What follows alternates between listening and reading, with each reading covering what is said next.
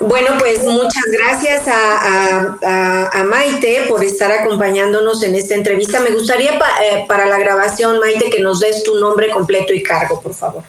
Perfecto. Maite Ramos Gómez, directora general de Alstom México. Muchas gracias, Maite Ramos, por recibirnos, por concedernos esta entrevista. Ahora que has recibido recientemente, por ahí a mediados de mayo, el nombramiento como nueva directora general de Alstom en México, esta empresa francesa que a nivel mundial es pues uno de los principales fabricantes, la segunda, según creo, me corregirás ahorita, fabricante de trenes y barcos, y que en México ha tenido pues una larga trayectoria desde por ahí del 68, si no me equivoco, cuando se construyó la primera línea del metro aquí en la Ciudad de México. Entonces, bueno, agradecerte esta entrevista. No, muchas gracias a ustedes por su tiempo y por el espacio. Y me gustaría que comenzáramos con una pregunta muy general, Maite, respecto a cómo está visualizando la movilidad, particularmente en México. ¿Cuál es la perspectiva de Alstom justamente para implementar estrategias de movilidad inteligente y sostenible, como son sus objetivos a nivel mundial? Claro, pues primero te diría que para mí es un reto y una responsabilidad muy grande el asumir este cargo en mi carrera profesional, dirigiendo, como tú bien dices, una empresa que es global, que es líder en movilidad sostenible y que además pues empata mucho con estas necesidades del mercado mexicano que bien comentas, ¿no? La forma en la cual nosotros nos movemos todos los días habla mucho de cómo están construidas las ciudades y de cómo están construidos los países. Y creemos que el transformar la forma en que hoy nos movemos y cambiar e invertir y generar cada vez más proyectos que contribuyan a esta movilidad sostenible es una necesidad importantísima y cada vez se nota más en nuestro país y en nuestras ciudades. Estoy muy orgullosa y muy contenta porque además en este tipo de empresas hoy soy la única mujer, entonces es un reto todavía para mí pues más grande y se agradece que se dé un voto de confianza y que cada vez haya menos digamos tabús en esta parte de las mujeres en el transporte, donde no somos muchas y ojalá cada vez hubiéramos más, ¿no? Sin duda, Alstom está enfocada pues o posicionada en muchos mercados, como tú lo mencionas, y tenemos creo que gente muy experimentada y muy motivada, pero mucho mexicano aquí. En México somos 800 personas y la mayoría somos mexicanos y continuamos trabajando para desarrollar nuevas innovaciones tecnológicas y atender a las necesidades de nuestros clientes pues cada vez en una forma más eficiente, más rápido, pero también más creativa. En México siempre todo es para ayer, entonces la agilidad es algo que estamos trabajando y que nos importa muchísimo, ¿no?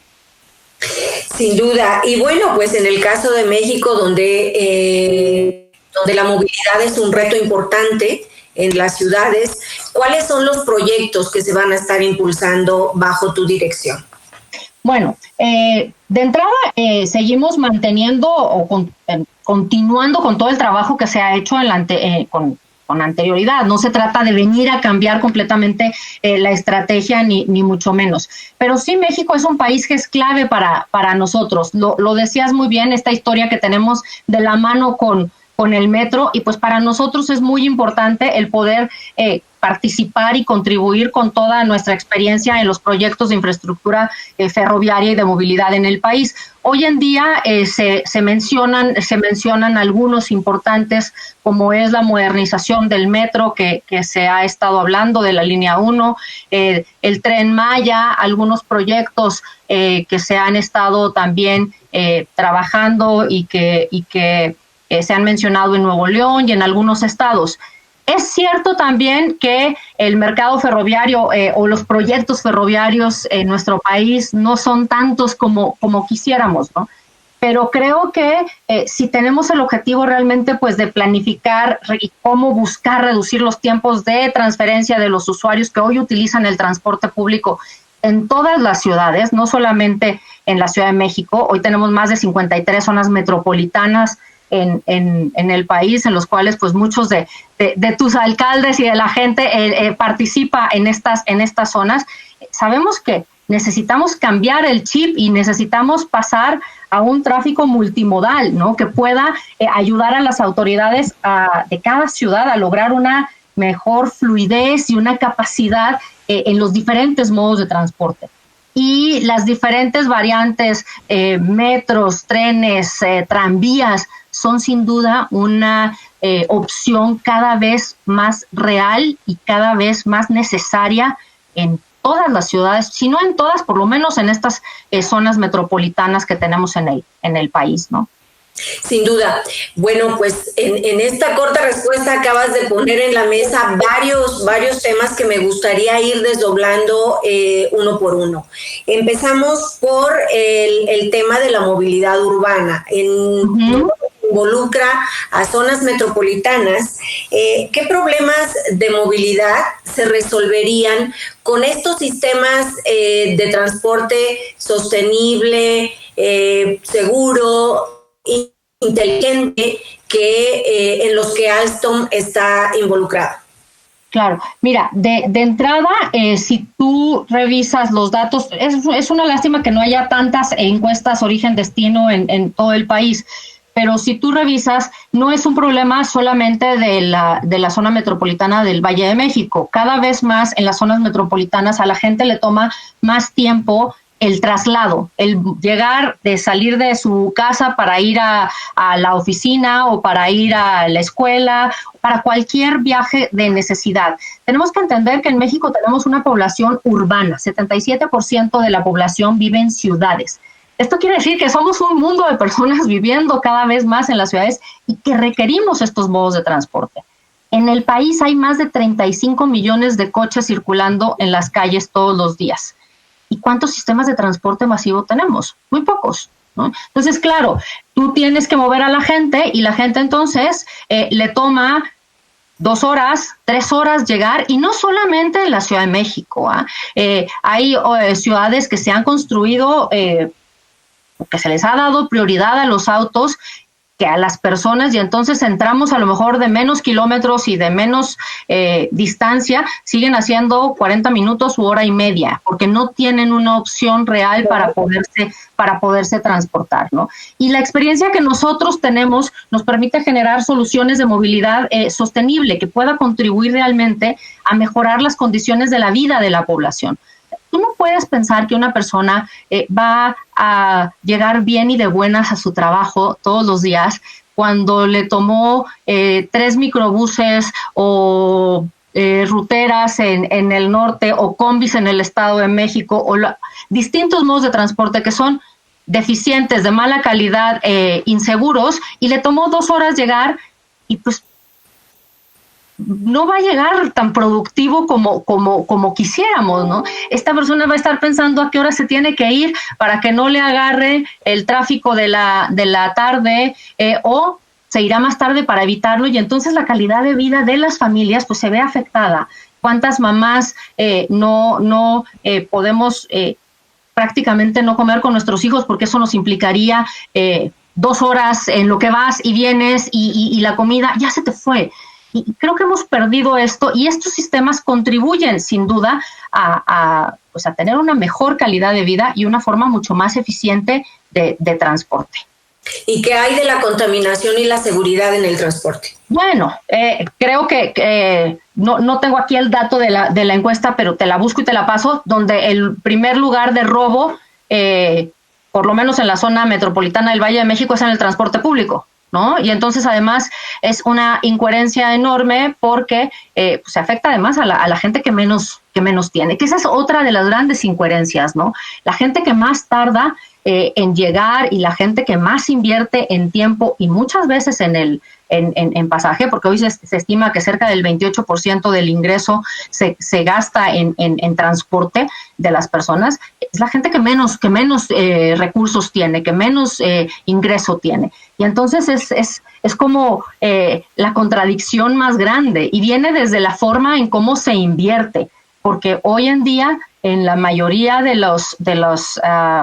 las ciudades se invierte mucho más en el auto que en realmente desarrollar proyectos de transporte público, ¿no? Y creo que aquí todos tenemos pues una responsabilidad para contribuir a generar ciudades más humanas, donde realmente queramos vivir y donde sea agradable pues para nosotros, para nuestros hijos, para la gente, y no sea una pesadilla el tener que trasladarte todos los días, ¿no?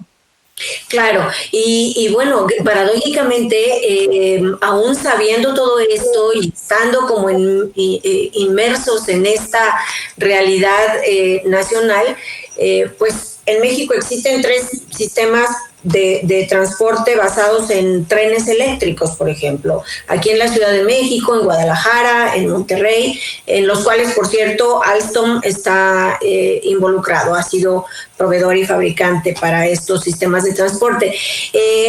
¿Por qué ocurre esto? ¿Por qué en todas estas decenas de zonas metropolitanas donde ya podría desarrollarse un sistema de transporte de este tipo no se ha desarrollado? Yo creo que mucho es por cómo se ha destinado la inversión, ¿no? En los últimos años.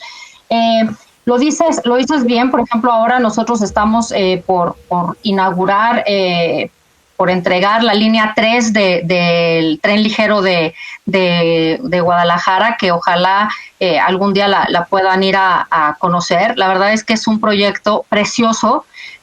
A nosotros vemos la movilidad como un servicio urbano básico donde tiene que estar centrado en el usuario final, ¿no? Que genere un bienestar. Y tú cuando ves esta línea, la operación que tiene, el servicio que tiene, los trenes que tienen, no porque sean nuestros, pero son una chulada de trenes, ves cómo realmente los trenes son una parte integrada de las personas, ¿no? Diseñamos este tipo de sistemas de movilidad eficiente. ¿Qué más quisiéramos que esto sea más tangible para la población, para las autoridades, y entonces realmente se puedan desarrollar más proyectos de este tipo y se pueda destinar más inversión a proyectos de este tipo? No todos nuestros proyectos son inclusivos, ayudan al desarrollo de los países, a la interconexión de las regiones, de las ciudades. En este caso, por ejemplo, en Guadalajara, pues abarca más de uno de los municipios que hay, no es solamente Guadalajara, sino Zapopan y varios más. ¿Cómo esto se puede integrar? Pero sí necesitas una coordinación de las autoridades y una inversión, que haya una voluntad para realmente promover proyectos de este tipo. Están al alcance de ciudades mexicanas en términos financieros, quiero decir. La coordinación que mencionabas es fundamental. Coordinación, quiero decir, entre los diferentes municipios conurbados y la autoridad estatal incluso. Pero más allá de eso, también la factibilidad de que todas las zonas metropolitanas en México puedan acceder a este tipo de sistemas de transporte es viable.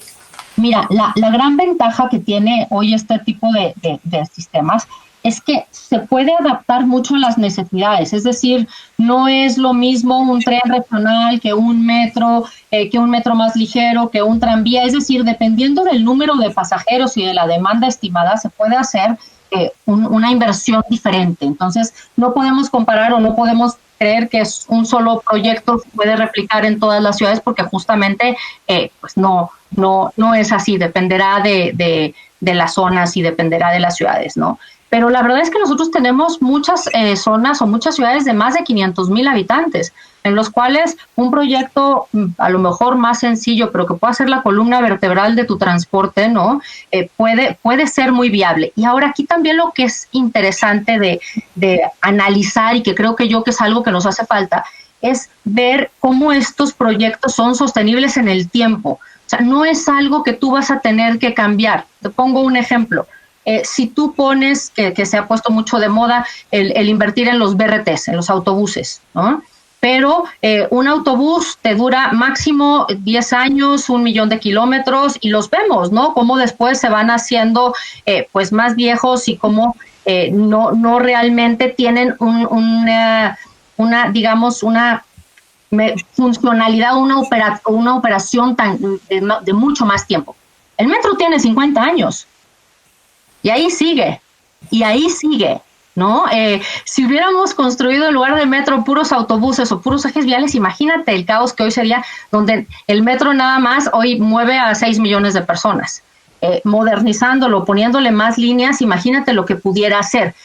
Veámoslo igual hoy en día en Monterrey o en Guadalajara. Imagínate que tuviéramos más proyectos de este tipo en otras regiones, en Chihuahua, en Mérida, en muchas zonas donde realmente existe la necesidad real, y que además, si tú revisas entonces el costo-beneficio, donde son proyectos que la duración es mucho más larga y el mantenimiento menor, creo que realmente pudieran ser más interesantes también para las autoridades. Sin duda la inversión inicial es mayor, lo cual puede tener sus limitantes, pero creo que también cada vez más las asociaciones entre las empresas y el gobierno pueden ser una forma de crecer en infraestructura con un potencial enorme en el país, ¿no? Sí, sin duda. Y bueno, pues el desafío de la movilidad es grande en todas las ciudades del país, pero qué decir de la Ciudad de México, la reina de los retos de la movilidad.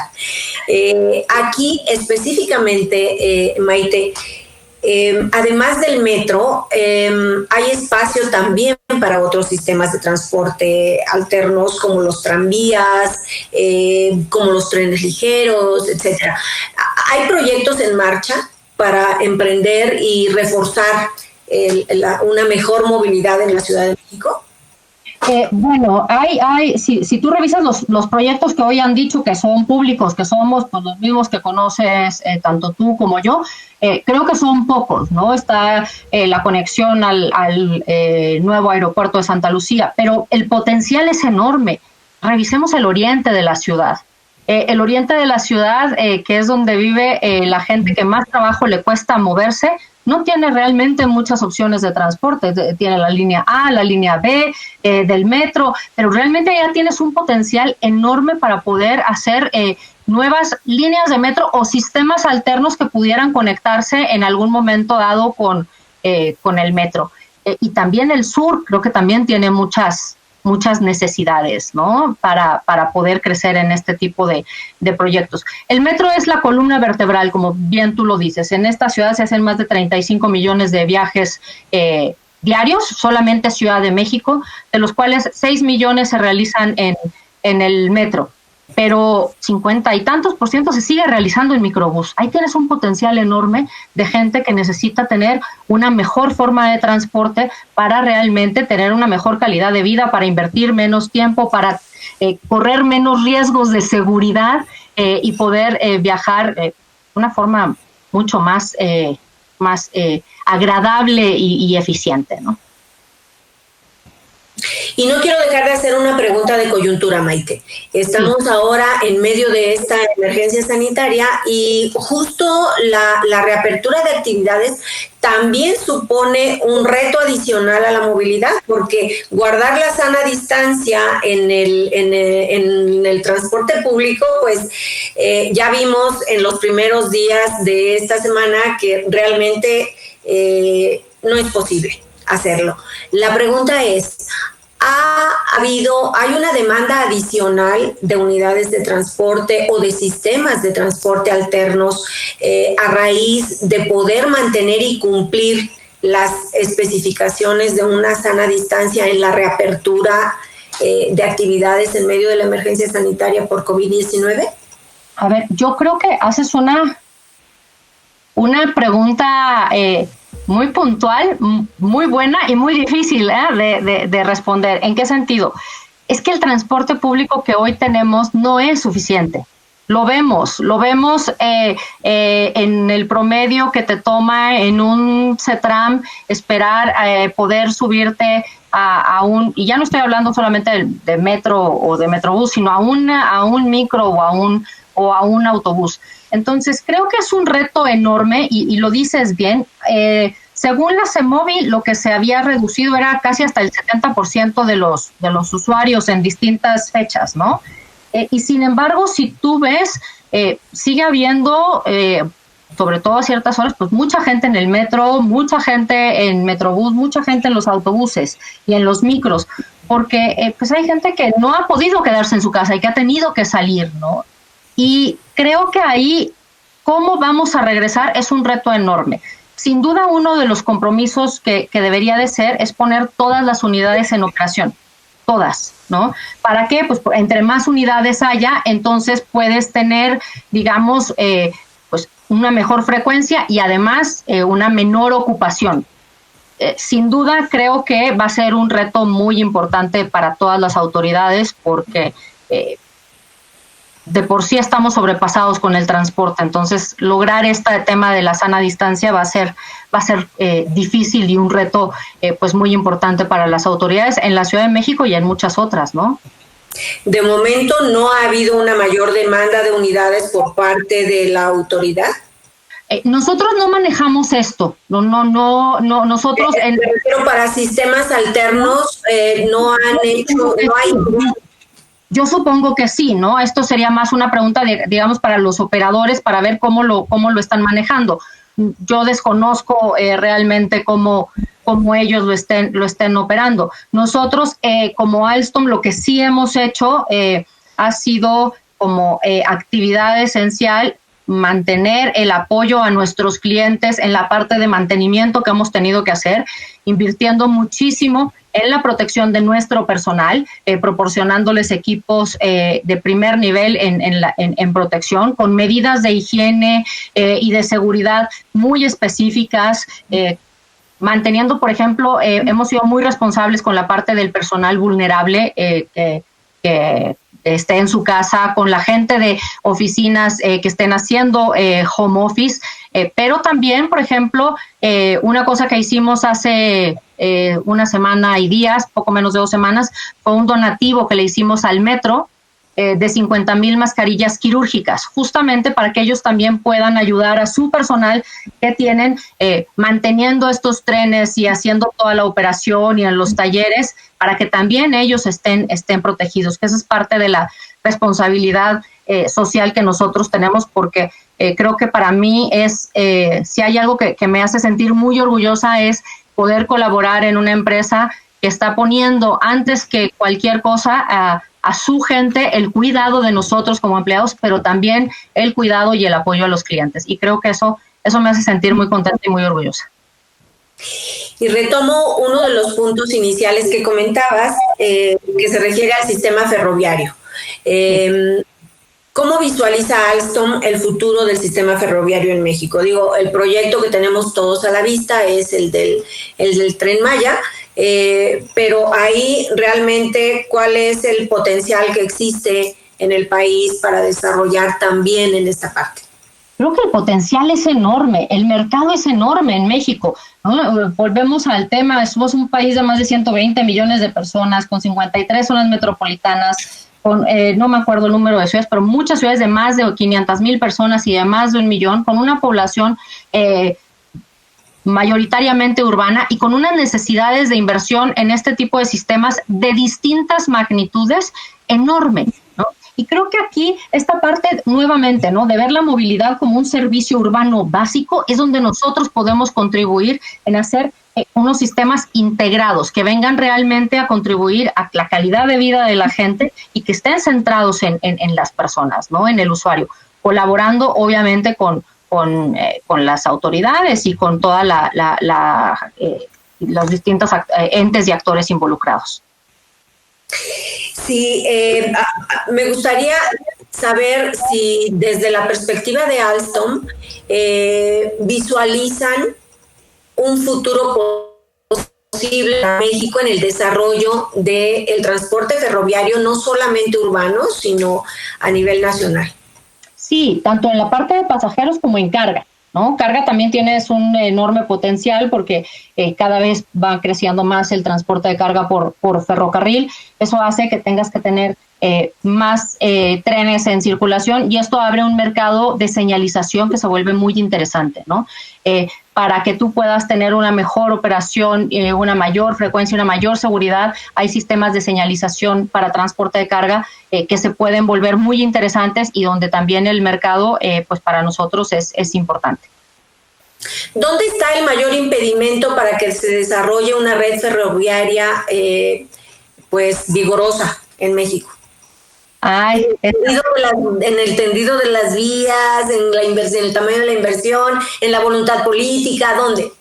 Yo creo que es un tema de inversión, ¿no? O sea, primero, es un tema de inversión, es un tema de entender que son proyectos a largo plazo.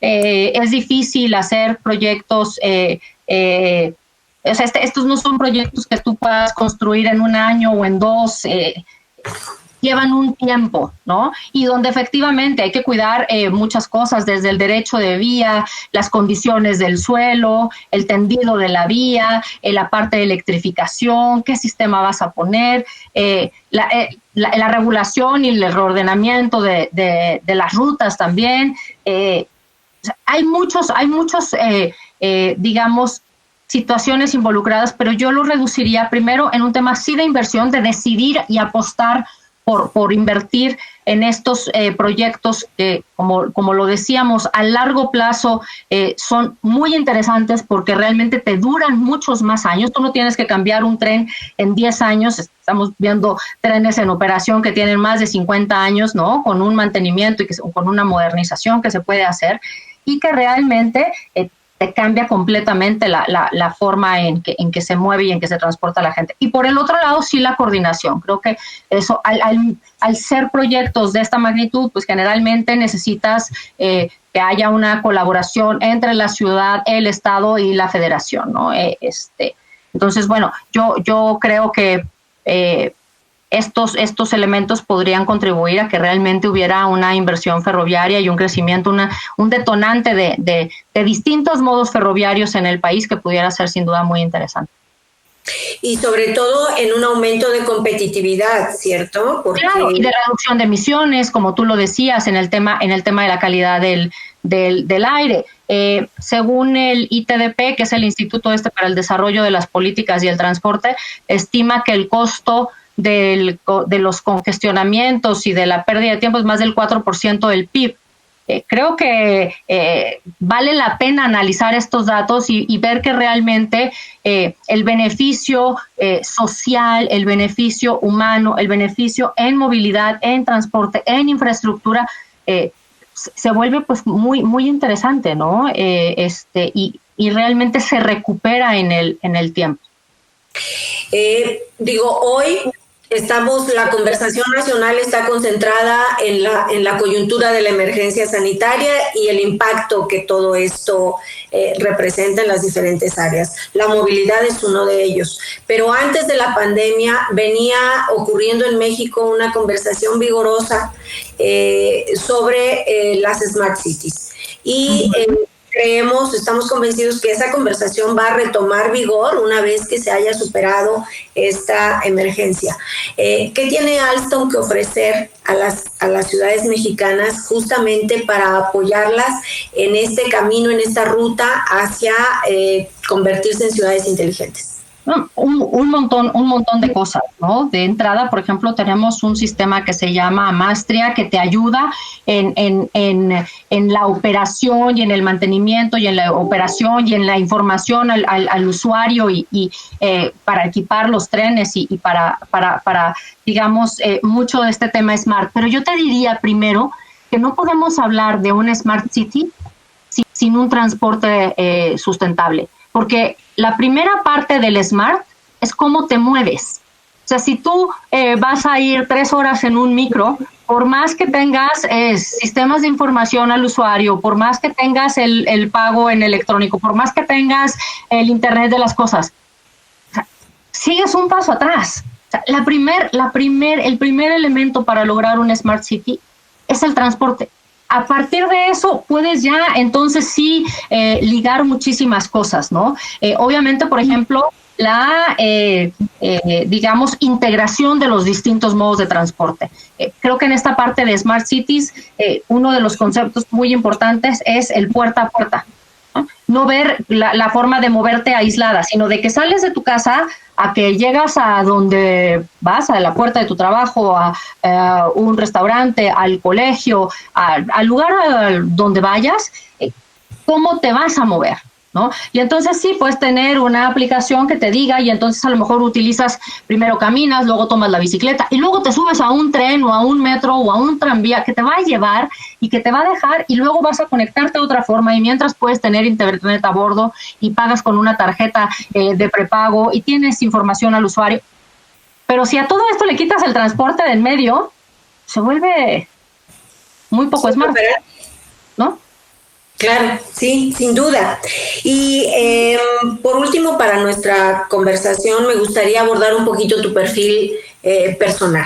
Y bueno, pues ya nos comentabas antes de iniciar esta entrevista un poquito de los antecedentes.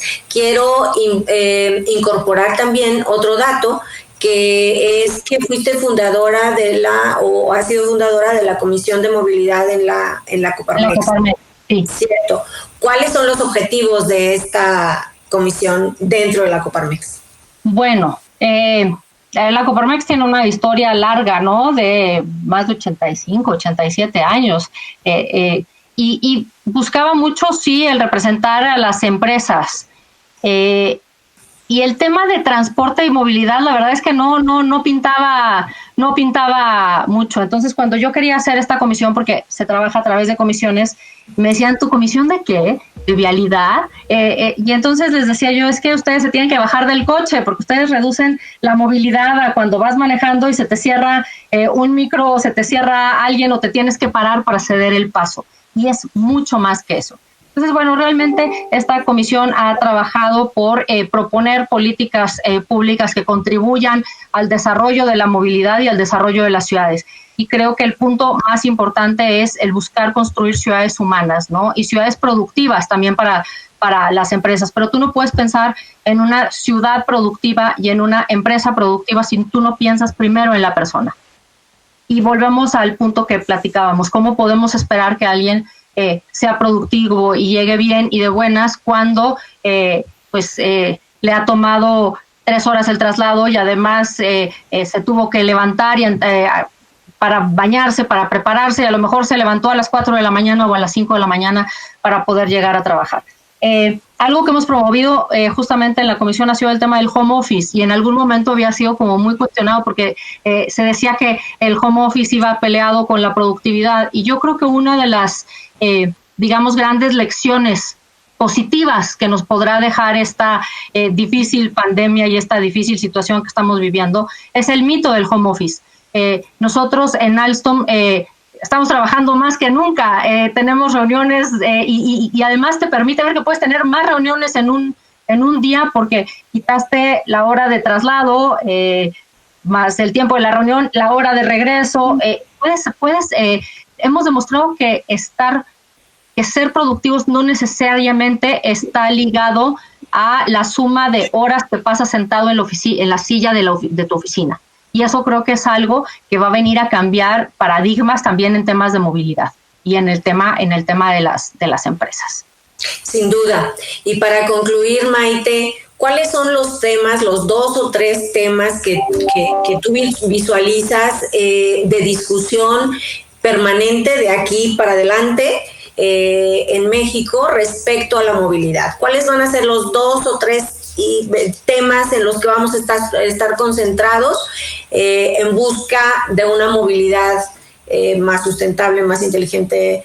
¿Cuáles? El primero sería la inversión, ¿no? O sea, ¿cómo destinamos la inversión? Porque no podemos decir que no hay dinero, está el presupuesto y cuando vemos la cantidad que hay en el presupuesto es la forma en cómo se asigna el dinero, ¿no? Destinemos menos dinero a pasos a desnivel, a construcción de nuevas vialidades, a calles, a, todo lo relacionado para el coche y promovamos este tipo de sistemas. Y no solo este tipo de sistemas, sino lo que sería mi segundo punto, que es la intermovilidad, o sea, cómo conectamos todos los modos de transporte para que realmente podamos llegar a este tema de puerta a puerta y entender que unos somos complementarios de los otros, que no estamos peleados, ¿no?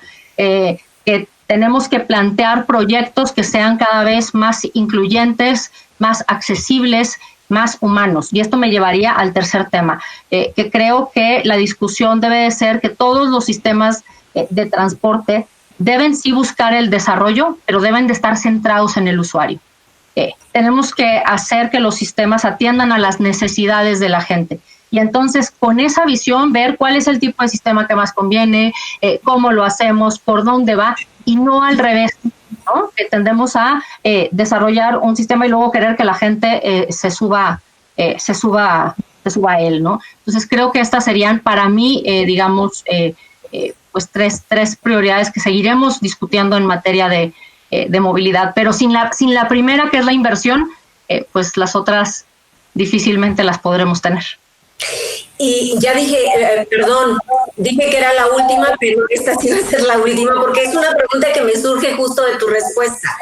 ¿Qué le dirías a los alcaldes en ese sentido? Porque justo construcción de vialidades, de puentes, etcétera, son parte de la obra pública que ponen casi siempre las autoridades locales enfrente y en su plazo inmediato.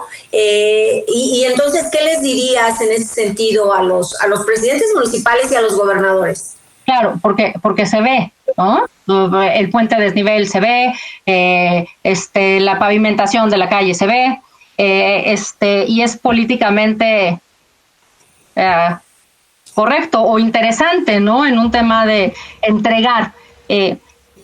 Creo que a los alcaldes, por ejemplo, hoy tienen más tiempo para planear, ¿no? Porque antes tenían 3 años, hoy puede existir la parte de la reelección. Y creo que hay ejemplos muy claros de cómo, digamos, el invertir en transporte público es redituable para los alcaldes y para los políticos. Tenemos ejemplos en Colombia con Antanas Mockus, tenemos a Jaime Lerner, tenemos a políticos incluso en Europa que han apostado por la inversión en transporte y les ha redituado votos. Lo que pasa es que esto no se conoce mucho, no son temas a lo mejor tan difundidos, pero creo que tendrían que entender que sí reditúa. Y la segunda es que hay que planear a largo plazo. Las ciudades no se pueden ejecutar para el corto tiempo. Si realmente queremos trascender y si realmente queremos dar un beneficio